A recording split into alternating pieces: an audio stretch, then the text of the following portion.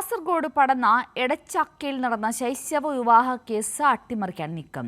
ജുമാ മസ്ജിദിൽ നടന്നത് വിവാഹ നിശ്ചയം മാത്രമായിരുന്നുവെന്ന് വരുത്തി തീർക്കുവാനുള്ള ശ്രമമാണ് നടക്കുന്നത്. എന്നാൽ മസ്ജിദിൽ നടന്നത് മതപരമായ വിവാഹ ചടങ്ങ് തന്നെയായിരുന്നുവെന്ന് പള്ളി ഖത്തീബ് റഹ്മത്തുള്ള മദനി പറഞ്ഞു. പടന്ന എടച്ചാക്കായി അഴിക്കാൽ ജുമാ മസ്ജിദിൽ നടന്ന 28-കാരന്റെയും 16-കാരിയുടെയും വിവാഹം വിവാദമായതോടെയാണ് കേസ് അട്ടിമറിക്കാനുള്ള നീക്കം നടക്കുന്നത്. പടന്ന പഞ്ചായത്തിലെ 13-ാം വാർഡ് മെമ്പറായ കോൺഗ്രസ് നേതാവ് PK താജുദ്ദീന്റെ നേതൃത്വത്തിലാണ് വിവാഹം നടത്തിയതെന്ന് തെളിയിക്കുന്ന ദൃശ്യങ്ങൾ ഉൾപ്പെടെ പുറത്തു വന്നിരുന്നു.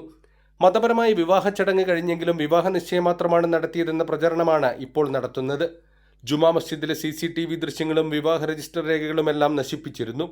അതേസമയം പള്ളിയിൽ നടന്നത് മതപരമായ വിവാഹ ചടങ്ങ് തന്നെയായിരുന്നുവെന്ന് ഖത്തീബ് റഹ്മത്തുള്ള മദനി സ്ഥിരീകരിക്കുന്നു.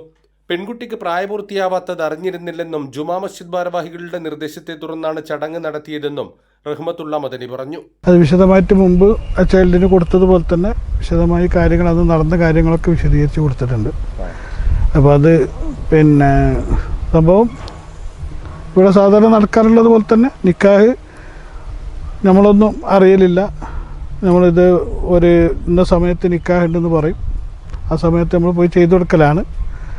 അപ്പോൾ ആ വിഷയത്തിൽ ഇതും അങ്ങനെ തന്നെ നടന്നിട്ടുള്ളത്. അപ്പോൾ അതിൻ്റെ പെണ്ണിൻ്റെ പ്രായമോ കാര്യങ്ങളോ മറ്റോ ഒന്നും നമ്മൾ അറിയലുമില്ല, നമ്മളത് വരെ അറിയിക്കലുമില്ല. ഇത് കഴിഞ്ഞതിന് ശേഷമാണ് ഇതൊക്കെ അറിയുന്നത്.